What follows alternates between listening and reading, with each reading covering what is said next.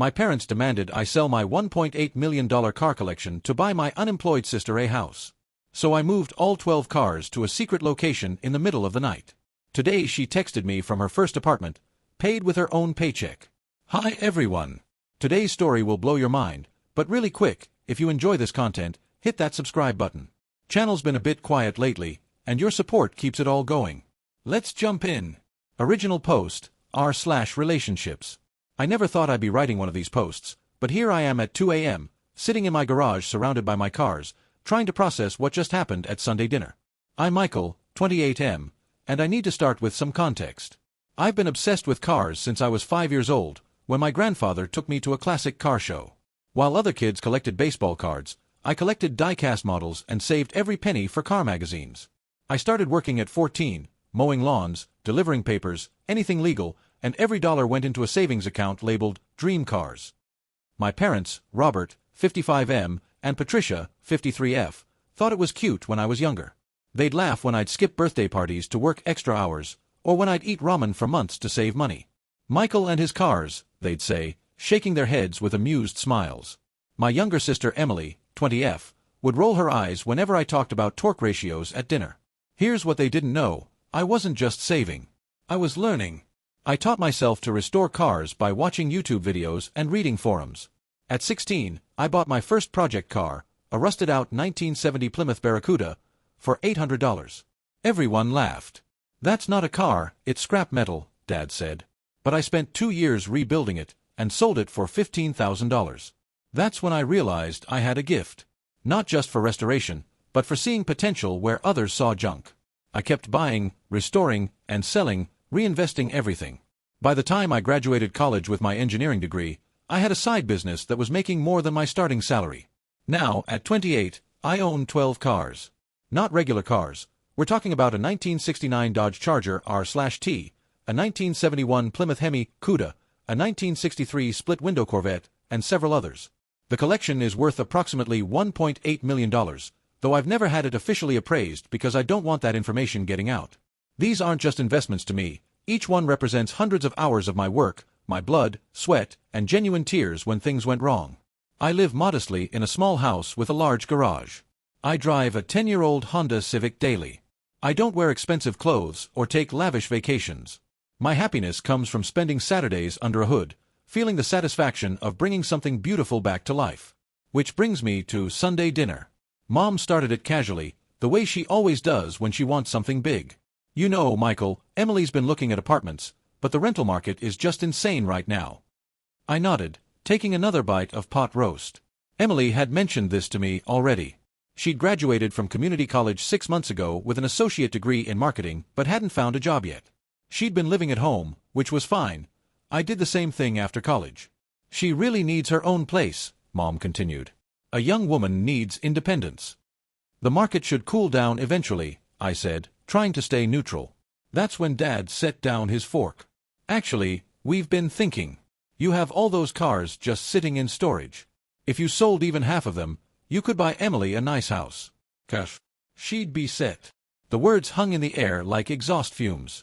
I looked at Emily, who was suddenly very interested in her mashed potatoes. "I'm sorry, what?" I managed. "It makes sense," Mom jumped in, her voice taking on that tone she used when she'd already decided something. "You have more than you need. Family helps family. When you were starting out, we let you use the garage for free." "I paid you rent for that garage space," I said slowly. $100 a month, remember? "That was nothing compared to what commercial space would have cost," Dad countered. "And I moved out at 22. I've been on my own for 6 years. "But Emily needs help now," Mom insisted. "You can always buy more cars later. These are just things, Michael. Emily is your sister." I looked at Emily again. She finally met my eyes, and I saw it there: expectation. She expected me to do this. They all did. "Those cars aren't just things," I said carefully. "They're my business. My retirement. My—" "Your obsession," Dad interrupted. "You're 28 years old, spending every weekend alone in a garage. When are you going to grow up and think about someone other than yourself?" The accusation hit like a punch. Selfish. I'd worked since I was 14. I'd never asked them for a dime after high school. I'd paid my own way through college, working nights to restore cars to pay tuition. I need to think about this, I said. What's to think about? Mom's voice turned sharp. Emily needs a house. You have the means to provide it. End of story. It's not that simple. It is that simple, Dad said. We know what those cars are worth, Michael. We've seen the auction sites. You could buy Emily a house and still have plenty left over. That's when I realized it. They'd been researching. They'd been planning this. How do you know what my cars are worth? I asked. Mom had the grace to look slightly embarrassed. Emily helped us look up some of the models online. Michael, you're sitting on nearly $2 million in assets while your sister can't even afford rent. Emily, I turned to my sister, is this true? You've been researching my collection. She shrugged. I was curious. And Mom asked me to help. I mean, it's not normal, Michael. All that money just sitting there. It's not just sitting there. I work on those cars constantly. I have buyers interested in several of them, but I'm waiting for the right offers. This is how I make my living. You have your engineering job, Dad pointed out, which pays $75,000 a year. The cars are how I actually build wealth. Wealth you're hoarding, Mom snapped, while your family struggles. Emily lives at home rent-free, I pointed out. That's not exactly struggling. She deserves her own space. A real start in life, which she can build herself, like I did. The table exploded. Dad called me selfish and immature. Mom accused me of caring more about machines than family. Emily cried that I didn't love her, that I was choosing cars over my own sister. I left. I drove home in my Civic, my hands shaking on the wheel. When I got to my garage, I stood there looking at my cars, seeing not just metal and chrome but thousands of hours of work, of learning, of pride. That's when I made my decision. Update 1, 2 weeks later. I knew they'd escalate. I just didn't expect them to move so fast. The morning after that dinner, I started making calls. I found a storage facility 2 towns over, climate-controlled, high security, the works. It was expensive, but I needed somewhere they couldn't find. I rented 5 units under an LLC name and began the logistics of moving 12 cars without anyone noticing. I took a week off work, claiming a family emergency. Ironic, right? Every night, starting at 2 a.m., I'd trailer 1 or 2 cars to the new facility. I hired a security company to transport the most valuable ones.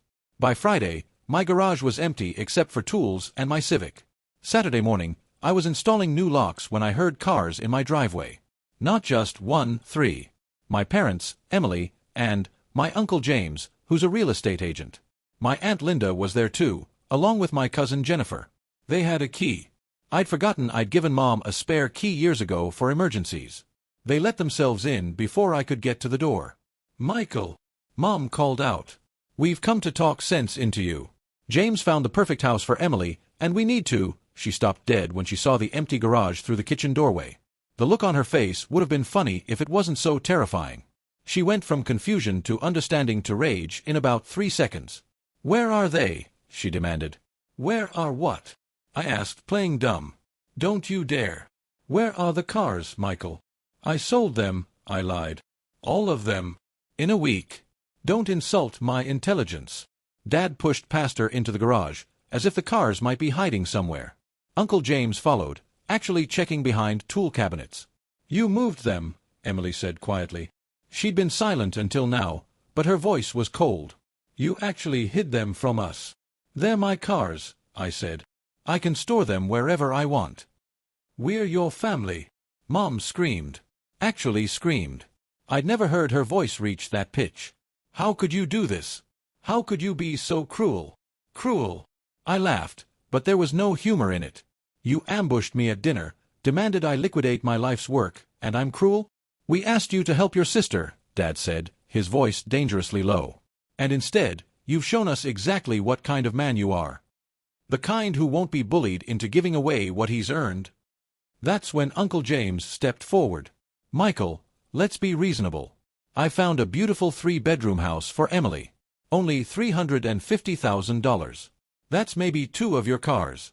You'd barely notice. He moved them so we couldn't find them, Emily interrupted. He doesn't care if I end up on the street.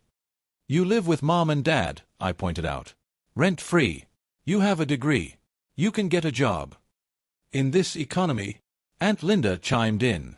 Have some compassion. I worked 3 jobs during the recession to buy my first car, I said. Emily hasn't even started looking for work.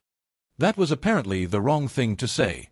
Emily burst into tears, the kind of theatrical sobs she'd perfected in high school. Mom rushed to comfort her while Dad got in my face. You're going to tell us where those cars are, he said. And you're going to do the right thing. Or what? Or you're not my son anymore. The words should have hurt. A month ago, they would have destroyed me. But standing there, watching my entire family try to guilt and threaten me into submission, I felt free. Okay, I said. Okay, you'll tell us? No. Okay, I'm not your son anymore. Please leave my house. The explosion this time was even worse. Mom called me heartless. Dad said I was sick, that my obsession with cars had twisted me into something inhuman. Emily screamed that I'd ruined her life. Uncle James tried to mediate her, suggesting family counseling. Aunt Linda recorded everything on her phone, saying she'd show everyone what kind of person I was. I called the police. I had to. They wouldn't leave, and Dad was getting aggressive, pushing me, trying to get to my office where he thought I might have paperwork about the storage units. 2 officers showed up, Officers Johnson and Martinez. They were professional, calm, and when I explained that I'd asked everyone to leave my property and they'd refused, they made it clear that my family had to go. This isn't over, Dad said as Officer Johnson escorted him out. We know you have those cars somewhere. Family doesn't do this to each other, Mom sobbed as she left. Emily didn't say anything. She just looked at me with such hatred that I actually stepped back. After they left, Officer Martinez lingered. Family disputes are rough, he said. You might want to consider getting security cameras. And changing all your locks. I installed cameras that afternoon. Changed every lock, including the deadbolts. Set up a security system. Opened a new bank account at a different bank and moved all my money. Changed all my passwords. Made sure my LLC paperwork was ironclad. Then I sat in my empty garage and wondered if I'd just made the biggest mistake of my life. Update 2, 1 month later. The harassment started immediately. First, it was the calls. 20, 30 times a day. When I blocked their numbers, they used other phones. Friends, co-workers, extended family. Suddenly everyone had an opinion about my selfishness. The texts were worse. Emily sent me pictures of homeless people with captions like, "This will be me thanks to you." Mom sent Bible verses about honoring thy father and mother. Dad sent nothing but variations of, "I'm disappointed in you." Then came the social media campaign. Emily posted a sob story on Facebook about how her brother chose cars over family. She didn't use my name, but everyone knew. The post went mini-viral in our community. I had neighbors avoiding eye contact, co-workers asking if I was okay, and old high school friends reaching out to tell me I was a monster. My cousin Jennifer, the one who'd been recording at my house, posted the video. Edited, of course. It showed me calling the police on my elderly parents, they're in their 50s, and my desperate sister, who was wearing designer jeans. The comments were brutal. But the worst part was the investigation. 2 weeks after I'd kicked them out, a man showed up at my door. Private investigator, hired by my parents to find my cars. He was actually nice about it, said he saw this kind of thing a lot, families fighting over assets. "I'm just going to tell them I couldn't find anything," he said after I explained the situation. "But they'll hire someone else. People get crazy about money." He was right. They hired 2 more investigators. They called every storage facility within a 100-mile radius. They had Emily create a fake dating profile to match with me and try to get information. They contacted my insurance company pretending to be me, trying to get the addresses where my cars were registered. That's when I knew I had to go darker. I consulted a lawyer, Barbara Chen, who specialized in family law and asset protection. She was brilliant and ruthless. "Your parents have no legal claim to your assets," she said. "But they're harassing you. We can get a restraining order." "Against my parents?" "They're trying to steal from you, Michael. They're hiring investigators, impersonating you, stalking you. This isn't normal family behavior." She was right. I filed for restraining orders against my parents and Emily. The hearing was brutal. They showed up with their own lawyer, paid for by liquidating my dad's 401k. I found this out later. They tried to argue that I'd stolen family property, that the cars were partially theirs because I'd used their garage 6 years ago. The judge wasn't buying it. She granted the restraining orders. My family couldn't come within 500 feet of me, my home, or my workplace. They couldn't contact me directly or through third parties. As we left the courthouse, Emily broke the order immediately, running up to scream at me. "I hope you die alone with your stupid cars." The bailiff arrested her on the spot. She spent a night in jail and got community service. That's when things got quiet. Too quiet. I focused on my work, both my day job and my cars. I'd drive to the storage facility at random times, never creating a pattern. I'd spend hours working on my 1971 Plymouth, losing myself in the familiar rhythm of restoration. But I was also lonely. The family I'd lost hadn't been perfect, but they'd been mine. Thanksgiving came and went. I ate a turkey sandwich in my garage. Christmas approached, and I found myself wondering what they were doing. Then, last week, I got a call from an unknown number. I almost didn't answer, but something made me pick up. It was Emily's friend, Melissa. "Don't hang up," she said quickly. "Emily doesn't know I'm calling." "What do you want?" "To tell you you're right. Emily hasn't been looking for jobs. She's been waiting for you to cave. Your parents have been enabling her for years, and this house thing was their idea, not hers." "Why are you telling me this?" "Because she's been bragging about it. About how she's going to break you down eventually, how the family pressure will make you crack. She's been laughing about it with her boyfriend." "Emily has a boyfriend?" "For 2 years. David. He works in tech, makes good money. They're planning to move in together, but Emily wanted a free house first. She figured why pay for something she could guilt you into providing." I hung up. I didn't know if Melissa was telling the truth or if this was another manipulation tactic. But it didn't matter. I'd made my choice. Update 3 months later. Everything changed because of a newspaper article. The local paper did a feature on young entrepreneurs, and somehow they found out about my restoration business. The reporter, Nancy Williams, had been following my work for years without me knowing it. She'd tracked down people who'd bought cars from me, documented the transformations, even found before and after photos. The article was titled, "The Mechanic Millionaire, How 28-Year-Old Michael Thompson Built an Empire One Classic Car at a Time."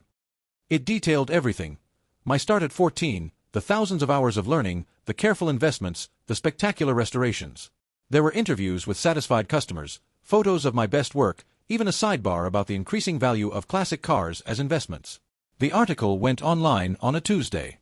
By Wednesday, my phone was ringing off the hook, but not with family drama.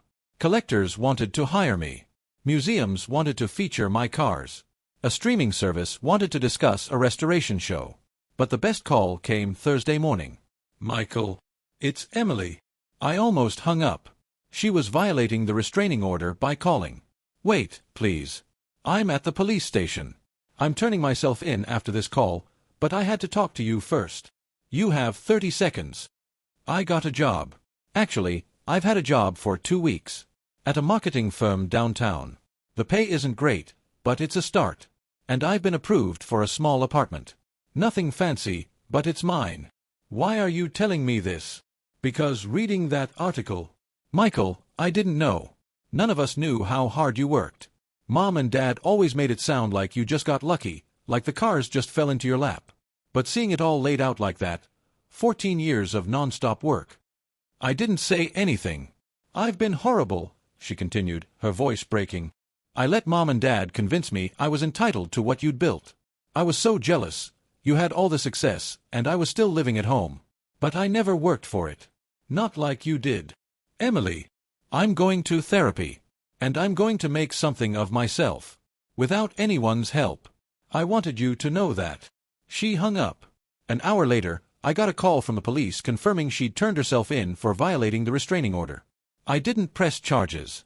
The article also had an unexpected effect on my parents. Their friends read it.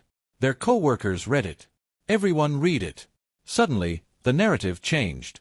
They weren't the struggling parents with the selfish son. They were the greedy parents trying to steal their successful son's hard-earned assets. Dad's boss called him in to discuss the disturbing article about him trying to force his son to liquidate a legitimate business. Mom's book club uninvited her. The country club suspended their membership pending review. Uncle James called me last week, not to harass but to apologize.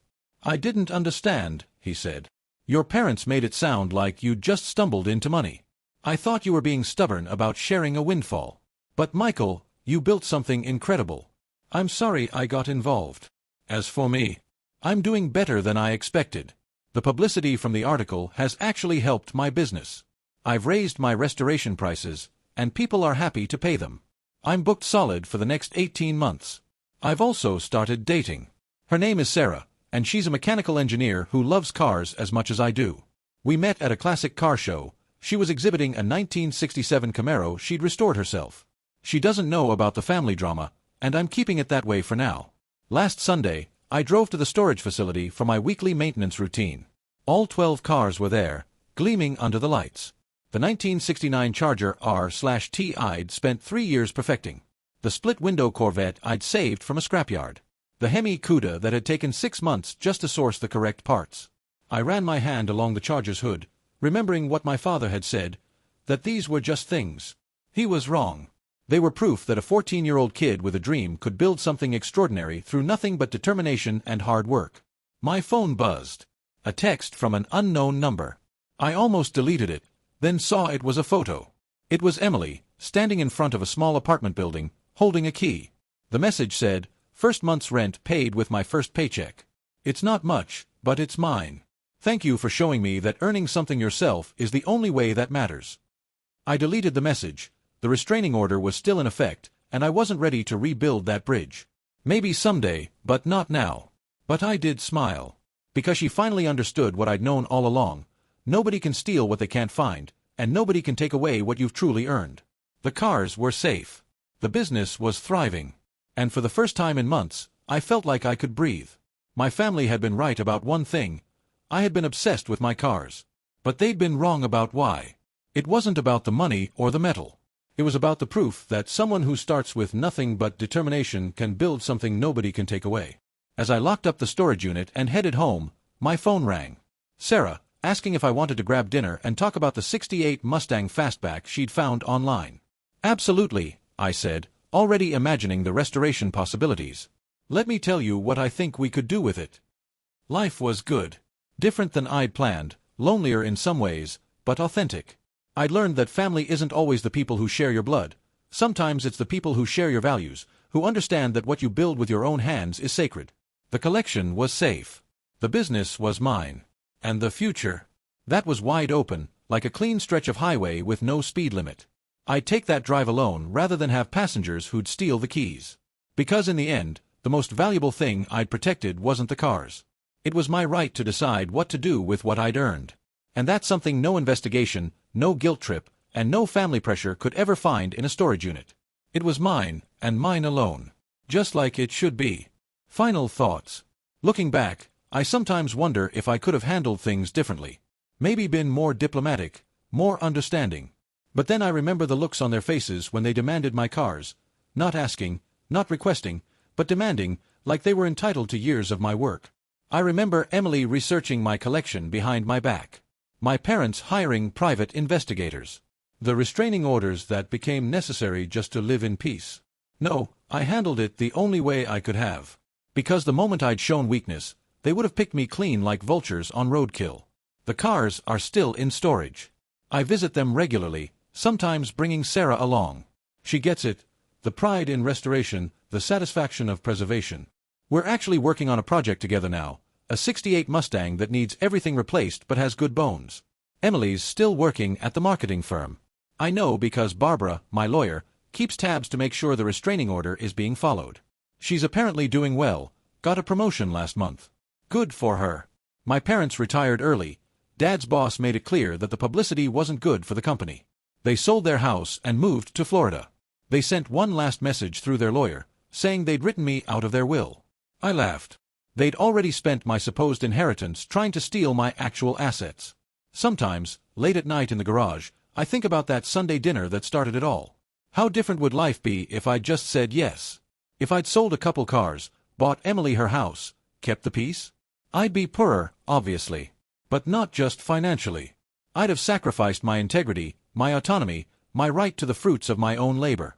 I'd have set a precedent that my work, my passion, my achievements were community property to be distributed at the family's discretion. And Emily, she'd still be waiting for the next handout instead of building her own life. No, I made the right choice. The only choice, really. The collection they'll never find isn't just about cars. It's about self-respect, boundaries, and the fundamental right to say no even to family. Especially to family. Because family that truly loves you doesn't try to steal what you've built. They celebrate it, respect it, and maybe, if they're really special, they ask to go for a ride in it. Sarah asked me last week if I ever miss them. I told her the truth.